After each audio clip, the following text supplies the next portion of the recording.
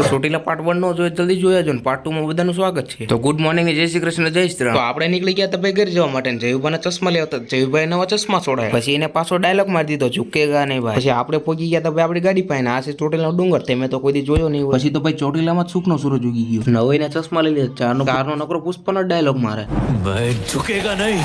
પછી લટર પટર કરતા નીકળી ગયા હતા ભાઈ ઘરે જવા માટે. આ તો અમારી ગાડીને એસી માં ધુમાડા નીકળવા માંડ્યા. પછી જયુભાઈ થઈ ગયા હતા રાજી કારણ કે હોટલમાં ગાડી પડી. પછી હોટલ પર ગયા હતા કે આ હોટલમાં નહીં જામે ભાઈ દર્શન હોટલમાં જવું પડે. પછી ઘરે કોઈ દી હાથ નો ધોતો ને આ મારો મોટો હાથ ધોવાઈ ગયો.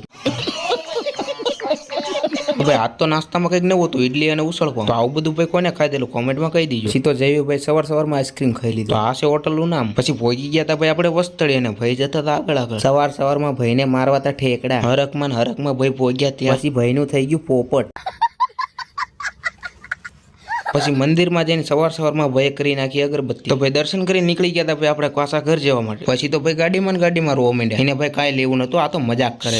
સવારમાં ફાટી રહી પણ અત્યારે ભાઈ એને મસ્તી હુજે. સીએનજી પંપે પહોંચ્યા હતા અહીંયા ભાઈ એની નોટિંગી ચાલુ કરી દીધી. સીએનજી ભરાઈ નીકળી ગયા ઘર જવા માટે ને પાછો આપણે ઠેલો પકડી લીધો. આપણે આપણી મેના રાણી લઈને નીકળી ગયા હતા ધંધુકા જવા. પછી ભાઈ આપણે આવી ગયા હતા એટીએન સાહેબ જતા રહ્યા હતા ને આ બધા થઈ ગયા હતા નવરા. પછી ગેલ દાદા કાઢવા માંડ્યા હતા નિમટા.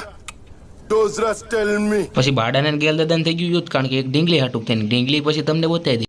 સમજ રહ્યો ના આપણે નીકળી ગયા ઘર જવા માટે ગેલ એમનું યુદ્ધ જેમ.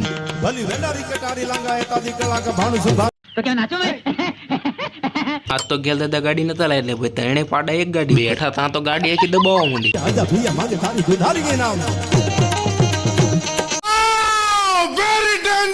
પછી નખાઈ દીધું હીરાની તેલ ને પછી બાડાને મૂકીને હું નીકળી ગયો ભાઈ ઘરે જવા માટે. આજનો મિની બ્લોગ ગમ્યો તો વિડીયો લાઈક કરો, નવા હોય તો સબસ્ક્રાઇબ કરો. મળ્યો આપણે નવા વિડીયોમાં ત્યાં સુધી જય શ્રી કૃષ્ણ.